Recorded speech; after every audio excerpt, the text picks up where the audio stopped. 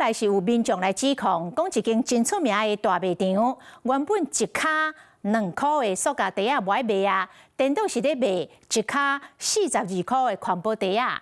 啊，大賣場回應講，因為最近咧改店名，原本品牌的塑膠袋啊暫停袂閣賣。啊，這個現場除了會當買環保袋啊之外，也閣有循環袋啊，甲回收的紙箱會當來使用。青菜的菜色加用百貨，大型的賣場選擇多，民眾細細買買的立錢包起來。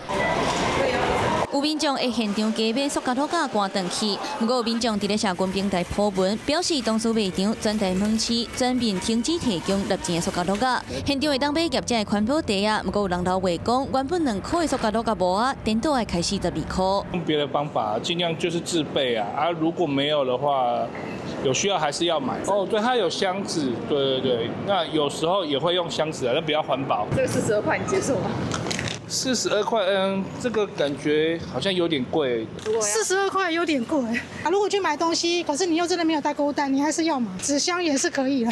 如果不想花42塊的話，就是紙箱啊。我有習慣帶購物袋。鋪文引發討論，有民眾認為是品牌要改名，原本的塑膠土架用源就無夠製作。經過了解，雙北地區使用政府的商用道袋啊，那以外地區線頂購物，確實有門市顯示塑膠土架無庫存。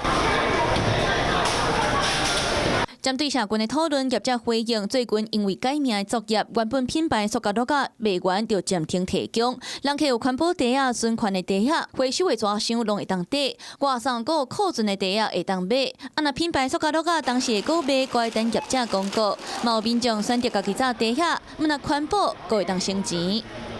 Hello， 我是莊慧琪。想要搶先掌握最及時的新聞資訊嗎？趕快訂閱、按讚、開啟小鈴鐺，鎖定華視新聞 YouTube 頻道。